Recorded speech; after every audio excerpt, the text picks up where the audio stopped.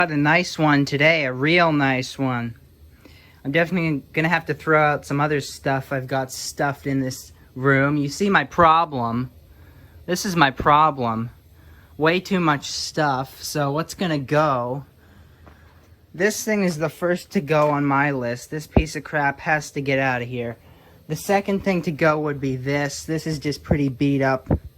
Buttons are broken, cabinets beat up. This would go next. I'm definitely keeping anything good from the 20s or 30s though, like this. Templetone radio, a brand I've never heard of. The guy who sold me it gave me this book and the schematic with it. Very nice. Model 860, that's what this is. This is it. From 1929. Never heard of this brand. It's very interesting. $149, huh? And then there's a list of all radio stations that were in the world in the 1920s. And in the back, there's a map. Nice.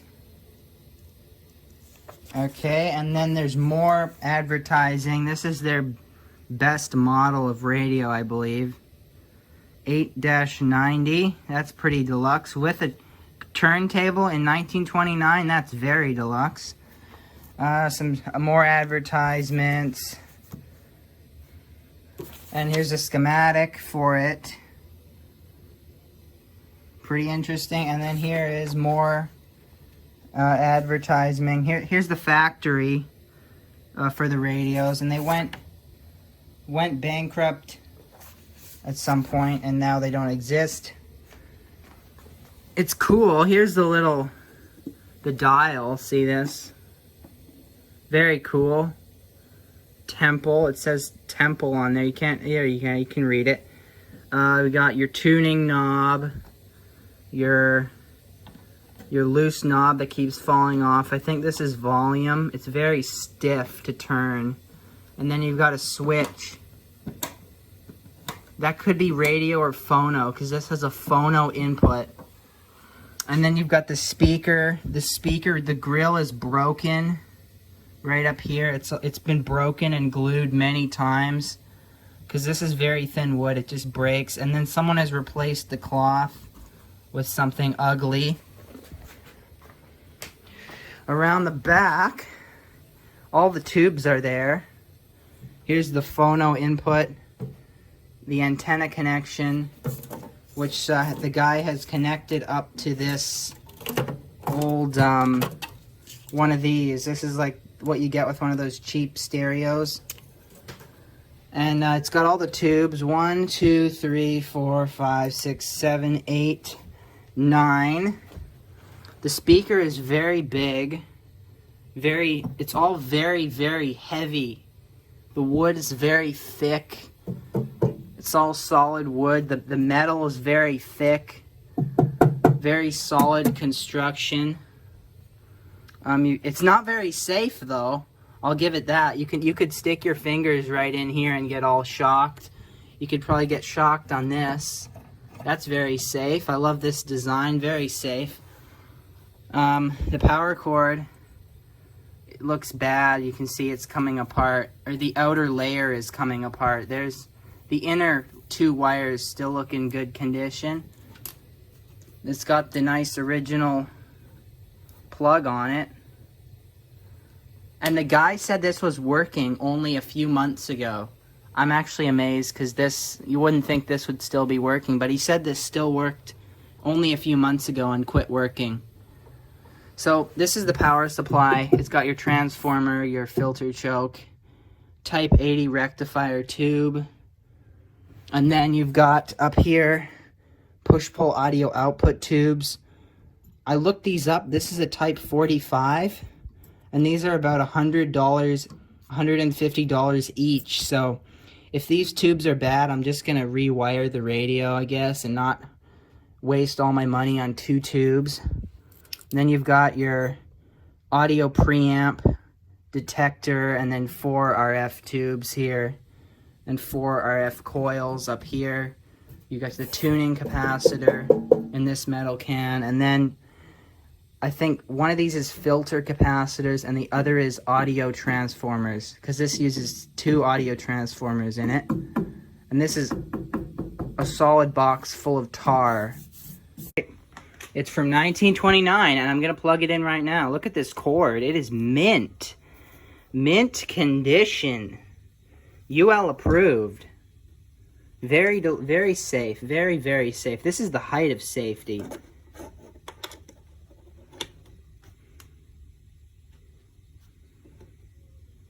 Alright, well I'm going to check this first, because this extension cord is horrible. This gives me bad connections all the time. Alright, and now I'm going to assume the radio is just the switch. Where's the power switch? Is this it? I thought this was the phono switch. There we go. That is the power switch.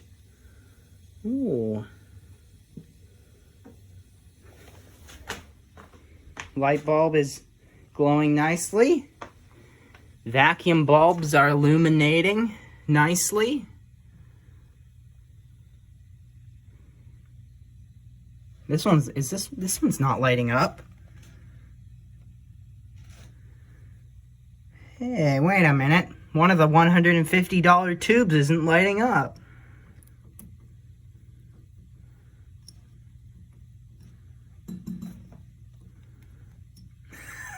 Typical.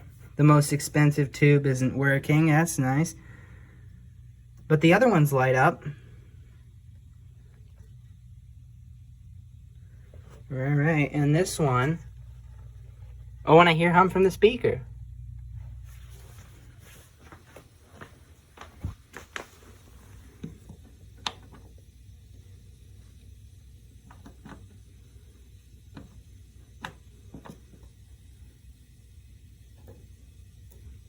So I've been messing with it for a bit, and I think I found one of the main problems. So the rectifier tube, you can see it's looking kind of baked. Just the blackness, it looks baked. And I popped a fresh one in, and when I turned it on, it did the same thing, but I could see that there was some blue glowing going on in this one. And what that usually means is there's a lot of current being drawn through the tube. Now what that's just telling me is there's got to be one of these filter capacitors up here, which is just shorted or drawing too much current, or there's just something in here drawing too much current, and the voltage is going down low, and there's just not enough voltage to heat up the tubes properly and produce any audio. So I think the problem is one of these filter capacitors is gone bad. So I guess now I have to just take it apart, which is what I was going to do anyway, because I want to see what is in this thing. It looks very interesting, and like it should be an easy fix because it's primitive. I was so hopeful when I saw the outside of the cabinet was in good condition, but no, someone else has been in here. It's got problems, which I'm going to point out. So first, it's very rusted. The bottom panel was just destroyed by rust. Somehow this top isn't that rusted. There's rust on the side though. This is the filter capacitor block, and you can see that the tar has leaked out of it. Yeah, look at that. And then this is the AC line cord, and look at that. Look at this.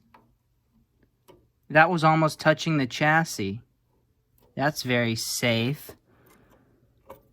So this is still full of capacitors that are in circuit. This needs to go right away. Someone has replaced one of them up here, and all the other paper capacitors have been replaced. There's not that much in here. The power supply, just look at this wire. It's turning to dust. This entire wire, all this will have to be replaced. I'm not going to do it. I don't want to do it. But it's going to have to be replaced. It goes all the way in here, and then all these wires will need to be replaced eventually because they're turning to dust, which is just going to cause... Look at this. Why is this just floating here? Shorting out on that tube. Look at all this crust. Anyway, the power supply, it's rusted and corroded. Not that bad though, not as bad as what I'm going to show you soon. Rock hard rubber. Corrosion on the screws. The fuse looks like a 10 amp fuse in there. See that? What is this? Can't read it, it's corroded, but I bet that's a 10 amp fuse. And then the worst of it is this. This is the bottom cover of the radio.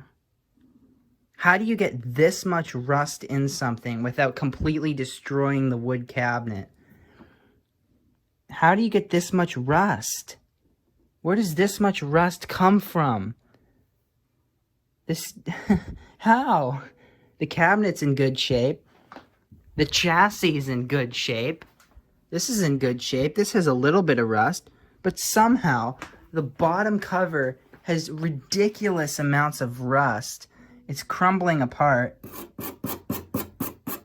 How? Mapping out where these wires go. Like what capacitor on the schematic do these connect to? So, yeah, this has 12 wires that go between power supply, speaker, and radio. So, I just used the multimeter here to, so it's here it says on the schematic 5 to 10. And so I just wrote down the numbers on here. And so the blue wire goes to this 2 microfarad capacitor. The white wire on pin 7 goes to this capacitor, which is probably a 2 microfarad again. Pin 8, the green wire goes to this middle 4 microfarad capacitor. And then between 2 of the other pins, there is a 15 microfarad capacitor. So what I'm going to do is have some fun with this project. You see, I could just, sloppily botch in some capacitors here, and it would probably work. It would be sloppy, but if I take this can off, I can open it and melt all the tar out of it.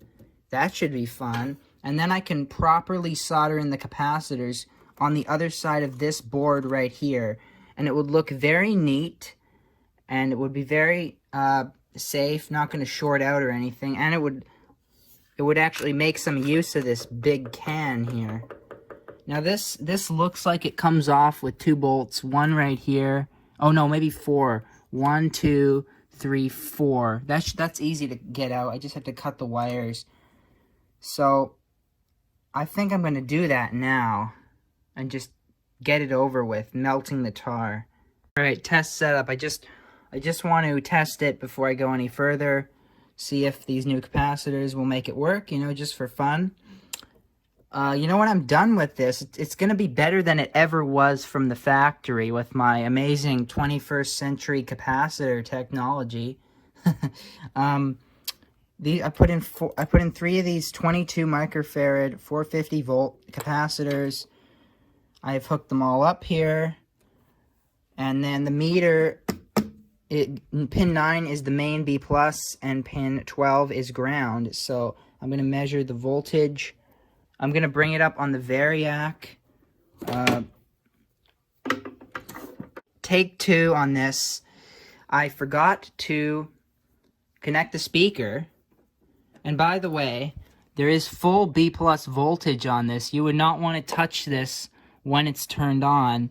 Like, I wonder how many people got shocked just by reaching around and touching this. Because this will be a few hundred volts on there when that's powered up. We're already getting voltage out of it. The power switch was on the wrong way. I had to... Now it's on. See, now we're getting light. I'm on 50 volts going in. 42 volts B+. So I'm just going to keep turning it up.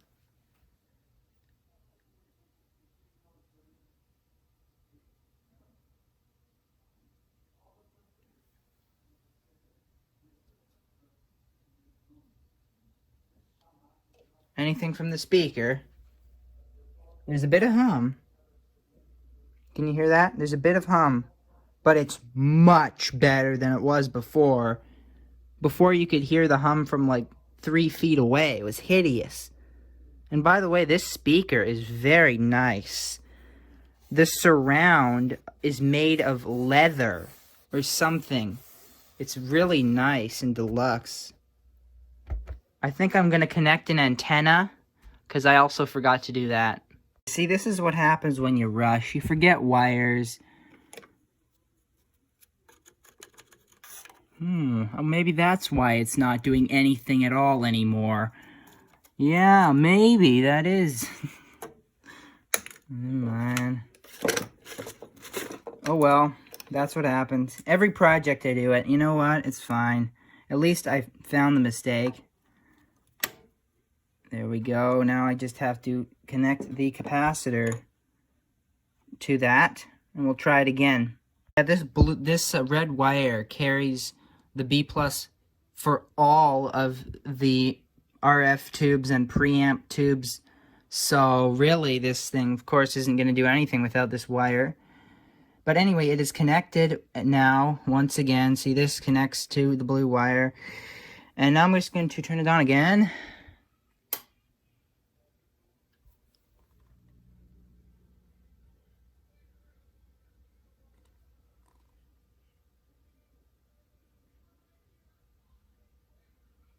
Getting more hum out of the speaker now. Probably because everything else is connected. Man, this thing hums a lot. It's hideous. That is hideous, if that's actually supposed to be working like that. But I guess it was 1929, so they didn't exactly have much to work with.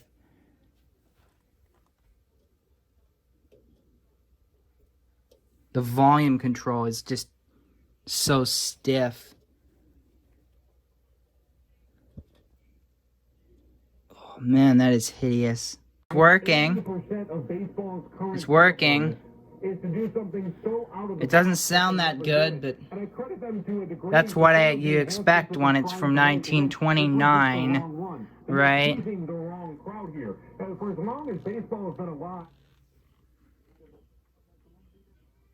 It has no AVC, so yeah, AVC is automatic volume control. So that the idea is that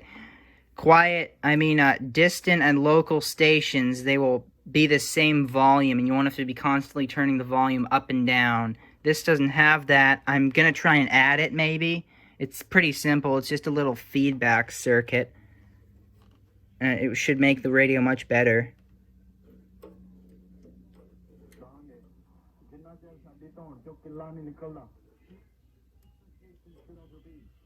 You probably can't hear that, but I can hear it. It's working. Here's a stupid traffic station. The speaker sounds a little distorted, though.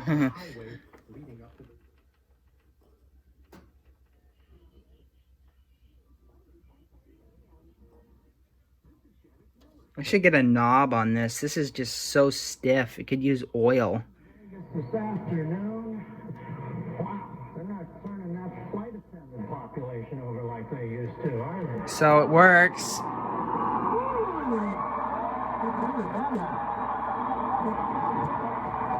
So do you want to run a carbon 14 on Corella over there? Peel back a little bark and count those rings. Alright, so the next thing is obviously the main problem. The only thing in here I have to fix, all these capacitors are good. The only thing I have to deal with right away is this block. So I'm gonna, this block comes out with 4 bolts. And I'm gonna stick it in my good old toaster oven and melt the like 6 pounds of tar that are in here out. And then these new capacitors I'm going to solder to the back side of that terminal board there. So that is the next step, is unscrewing that can and getting it out. I wonder if YouTube copyright will get this. There's nothing like mumble rap on a 1920s radio. That's hilarious. Does anyone actually listen to this crap? It's so hideous. So here it is, removed. You can see, cut the wires, remove the bolts. Here it is. This thing is heavy and big, and look at all that tar that has leaked out of it.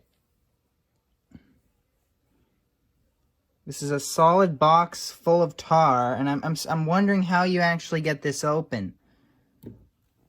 The bottom is spot welded in place.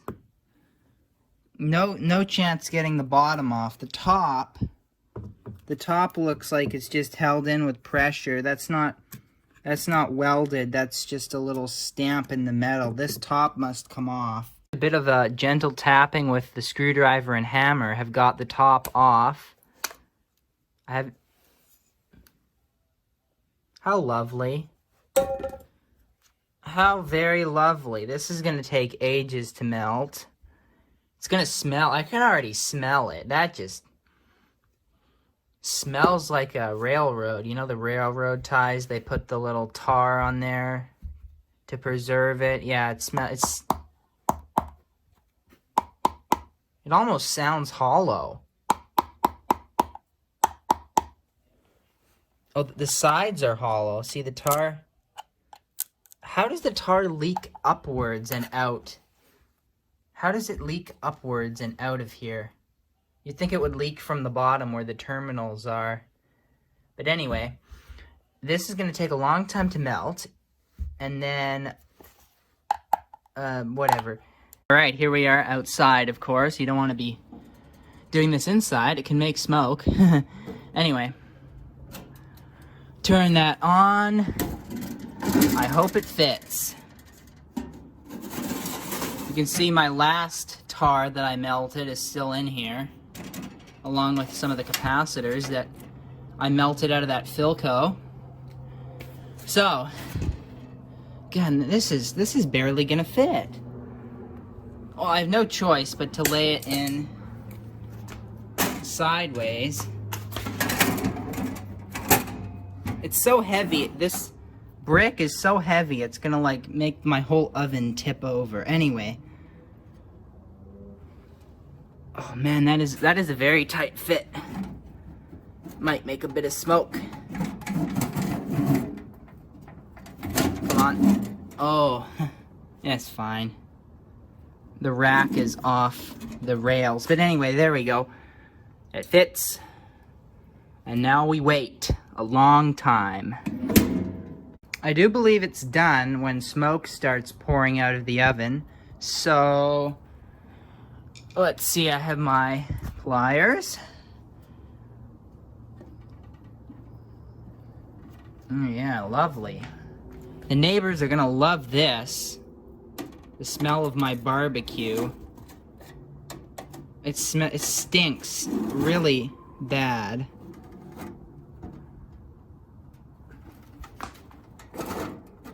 Going well so far. Alright, so there was a top layer of tar. I scraped that off, and then there was a piece of thick cardboard. And then underneath, only more tar. Oh well. Gotta heat it up again. Flipped it upside down. And it appears to be working. Appears the tar is flowing out. Yep, it's dripping out, flowing out very nicely. Just gonna let it sit upside down for a while. If you look real close, you'll see that on either end there's a hard square thing. They put blocks of wood in the end to fill the empty space, I guess. Now I put a screw into one of those, and my plan is that I'm gonna heat it up again and then pry the block of wood out, and then there'll be enough space for me to get in there and get the rest of these old capacitors out. Here's what we're left with at the end. The lid and the box itself. Oh, And of course, the terminal board. Pretty clean. I tried my best to clean it all out. The outside, some dirty bits on it, but whatever. And then here is all the tar that came out. I scraped a lot off. Very nice. And then here is the actual capacitors. So you had a layer of cardboard on the outside. All right. And then you have, these are all your capacitors here. 1, 2, 3, 4, 5, 6 of them. And then on the end, there's 2 blocks of wood. See? Actual wood. They just use scrap wood in the ends of that to hold the capacitors in place. Fill up empty space. Now, can I get this back piece? No. But there, see? Yeah. Can I break this apart?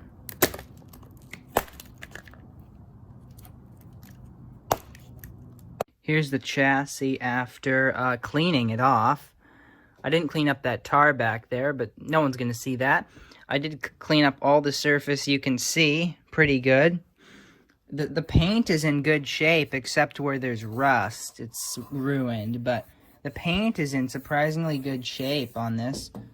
I took the cover off the tuner, and it's massive. Couldn't they make that smaller? I guess not. And I popped out the tubes, and I'm gonna glue them. A lot of them have loose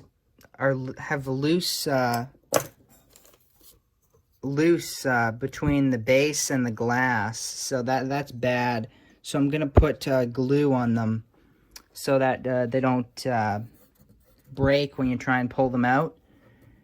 And then the next step will be just putting some capacitors in that box and soldering it in. That should be pretty easy. Painted the top of the power supply because it was rusted, and why not? I had a bit of paint left, so that looks better.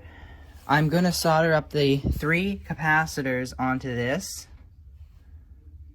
There were more than 3 capacitors in there, but who cares? The other ones aren't necessary at all. So I'm going to put in these 3 capacitors. Here are the 3 new capacitors soldered on to the board. Looks pretty good. And you can see how hilarious this looks, because here's a few capacitors in 2022. And this had a few capacitors in it in 1929, so yeah, this is hilarious. See, like all that space for those 3 tiny capacitors. Here's the completed chassis, all done. I soldered up the wires. I had to add an extra piece of wire here because it was too short. And I had to fix that section of the power cord that was rotten. I just spliced it on here, soldered it on the switch. So this is done. The problem is the speaker. This is the problem. Man, is that heavy. This is the problem. So, it's distorted, and it's because the glue has separated around this. You probably can't see it, but definitely the glue has separated in there. So that needs fresh glue all around here, and then it'll be ready for a play.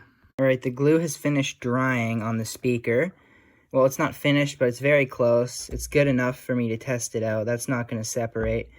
So I'm going to power this up now, and we'll see if it works. Hopefully it does. All right, here we go.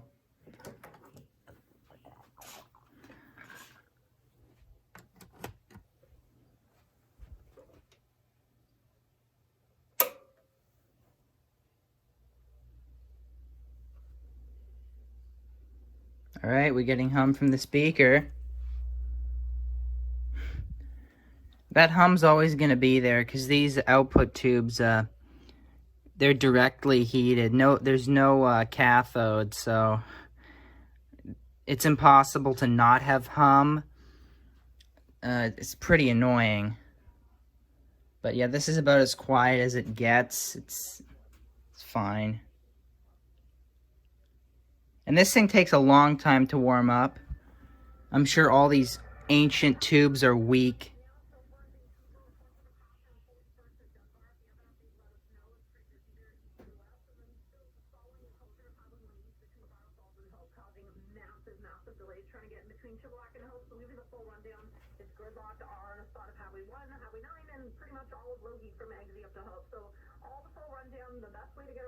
If you don't have to go out there, I still recommend that you don't. But we'll be back after this short break. Stay cool this summer with Ashton Plumbing, Heating, and Air Conditioning. For a limited time, get up to $13,000 in rebates when you...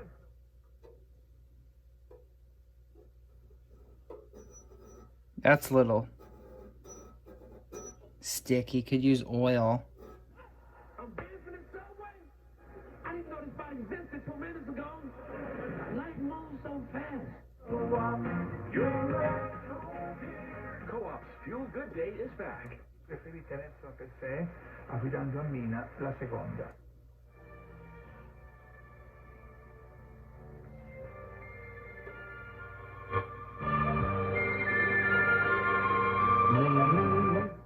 There's two issues here. One is that the fund... Po ang ibababa sa natural allowance sa mga schools.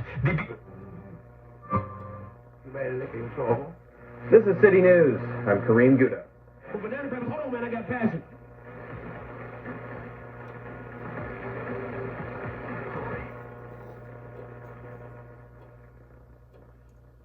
Major impediments, from what we understand, might be a crash. 40. 1-2 is bounced to second. Nearly kicks up... I'm surprised. It actually gets a lot of stations. It actually gets a lot of stations considering how old it is and how simple it is, too. It's very simple.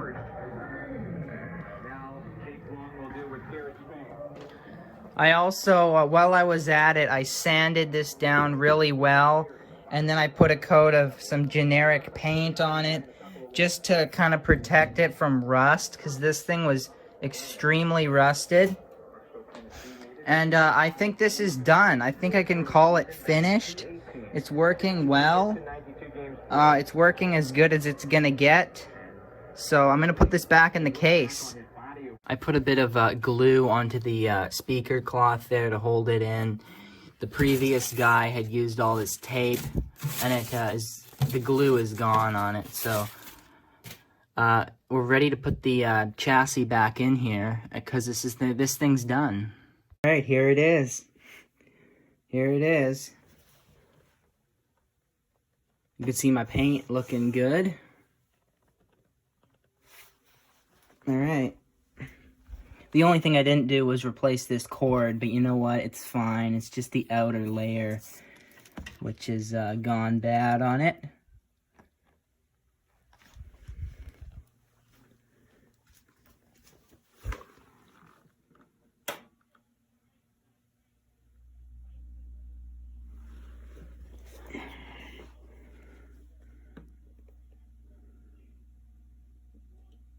Oh, I didn't connect the antenna.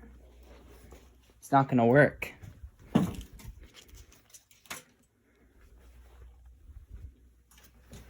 Can I do this? Can I even do this one-handed?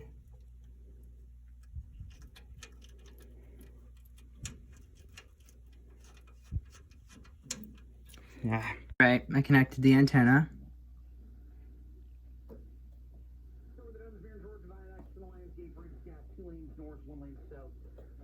Ways, upper levels to north and west. Maybe you should throw a 3-yard pass to it.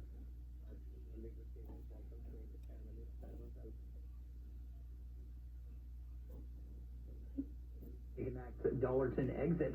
Highway 1 through...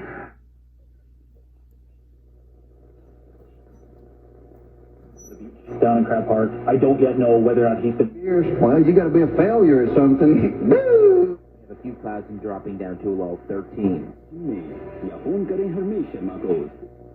放咧神志咧係轉差，咁於 You had another headline, though. Russia strikes power plants, vowing to counter. To our top story, air quality advisories remain in place due to this choking wildfire smoke that was descended upon our region.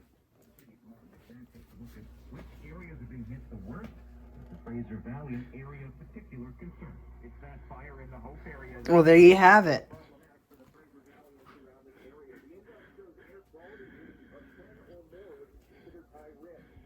How is an air quality analyst with Metro Vancouver? Smoke is mostly composed of. If you go in there, they'll give you a little. It's a fan game gate on